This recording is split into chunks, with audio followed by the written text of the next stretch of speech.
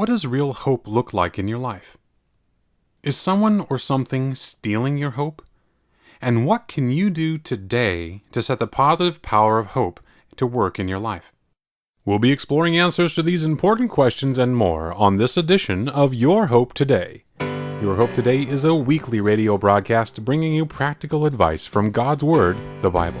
Our program is designed to inspire, inform, and uplift all people with the power of hope. Your Hope Today is on the air because we believe that real and reasonable hope is the foundation for all positive change. Hope is the bedrock of faith, the backbone of accomplishment, and the architect of success. Let's discover the path to a life more abundant through the power of hope. Today's episode is all about hope. Hope that inspires, motivates, and creates action. Real hope is actionable. Real hope generates positive activity as well as positive feeling. And real hope will energize your heart, your body, and your mind. Having a real and reasonable hope for the future creates activity and power in the present. You see, without hope, human beings resign themselves to fate.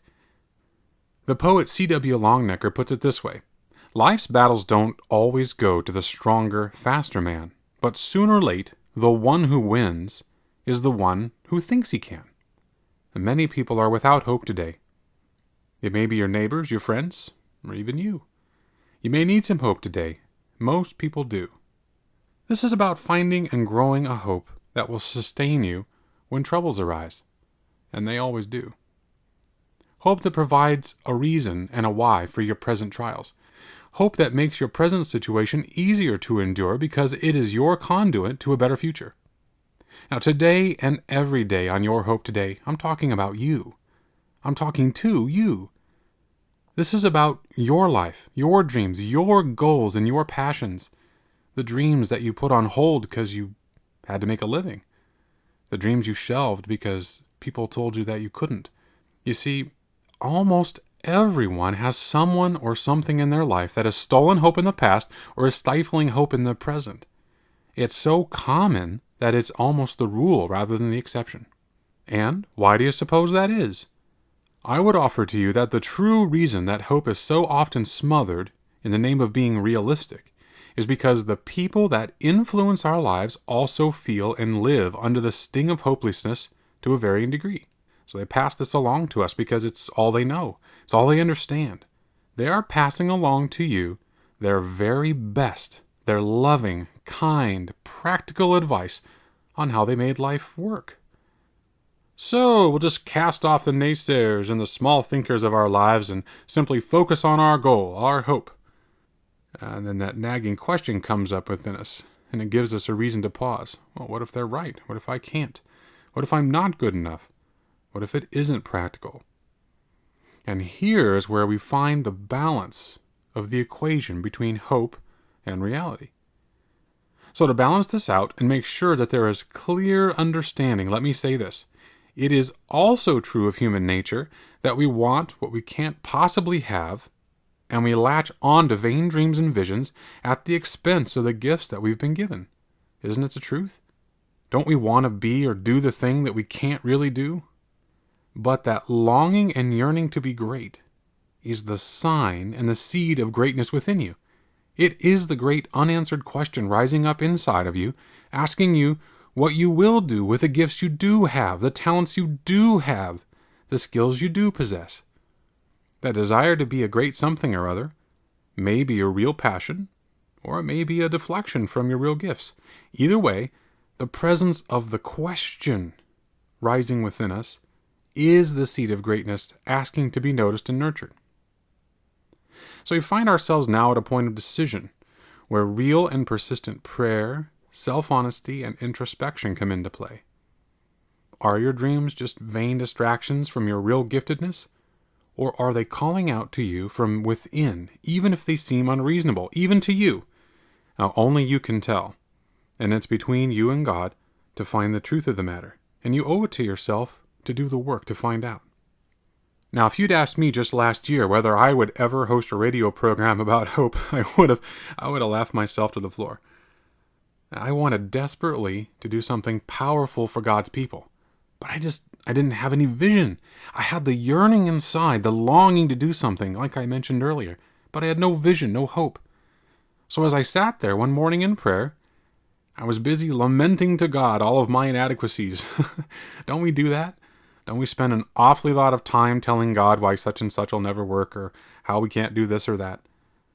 Well, I've been known to bellyache like this on occasion to God, and this was one of those days.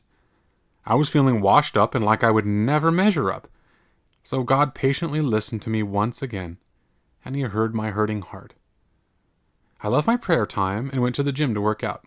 Now, while I was working out, I was listening to one of Zig Ziglar's recordings. On my way back from the gym, I was telling God, boy, old Zig sure got it right. Look at the hundreds of thousands of lives he's reached, and he's still going strong. As I headed to work that morning, I was listening to a sermon by Chuck Swindoll, and it was a great one. I turned off the radio and said to God, man, Chuck sure has the right idea. His ministry is all over the world. Now, what happened in that next moment, I consider to be one of the miracles of my adult life. God asked me something in my spirit that day that has forever changed the course of my life and work. God asked, why can't you be that voice on the radio? And I thought to myself, well, because I don't have this, and I don't have that, and I don't have a radio station that would play me. But the question stood. I love how God uses questions to stir us up. From Genesis to Revelation, God uses questions to move us. He knows that our minds seek answers to questions, and that questions do work past the moment of their asking. That old yearning to do something was there. The question had been asked. Zig didn't start out with a bunch of resources. He started by writing the manuscript to see you at the top by hand, and it was almost lost in a house fire. Chuck Swindoll didn't start out with a radio ministry. His radio ministry started when a radio station in Fullerton, California decided to broadcast his sermons. As I thought about it and prayed about it, the picture became clearer and the purpose became brighter, and I started seeing myself doing a radio program, and then I started making outlines for shows, and then a test episode, and now, well, here we are together. So as my hope grew, the picture became clearer and the possibility grew stronger. In the introduction to each program, I say, Your Hope Today is on the air because we believe that real and reasonable hope is the foundation of all positive change. Hope is the bedrock of faith, the backbone of accomplishment, and the architect of success. Real and reasonable hope is a hope that grows clearer, more attainable, and more realistic as we move towards it. Hope changes and molds our behavior towards circumstances. Hope takes trouble and creates opportunity. Hope is the foundation of change. We'll take a small example from football, since it's been a hot topic over the last few weeks, and ask, who is more likely to succeed? The goal kicker that says, if I miss this kick, we'll lose the game, or the goal kicker that says, I'll split the uprights and we'll win the game. The circumstances are the same, the pressure is the same, the outcomes are static, win or lose. The same kicker, the same game, the same circumstances. The difference is the presence or absence of hope, and the resulting change in attitude, which has the potential to dramatically impact the results. Now, many of you listening to this program know that Gwen Burke, my mom, had polio as a child, and it affected her legs. She spent significant time in an iron lung, separated from her parents with only a small window to see them, and when she was 15 months old, the doctors fitted her with a leg brace and said, so sorry. She learned to walk in it, she learned to run in it, she graduated from high school with it, and she got married in it. What do you suppose she wanted to do more than anything? To be able to dance. What she wanted was to be normal, to be able to wear pretty shoes, look cute in dresses, and have boys notice her and not her brace or her limp. She really wanted to contribute to the world without this obstacle, without this almost literal ball and chain. And for many years of her life, she could not see the potential of the gifts that she did have because she was focusing on her limitations. You see, we often deny and ignore the gifts that we have because we focus on whatever gifts we don't have. What we lack often overshadows what we possess already. Now, why do we do that? Usually the answer is a simple matter of scale.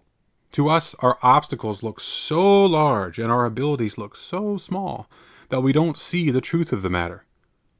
When you put real hope into the equation, the situation changes dramatically.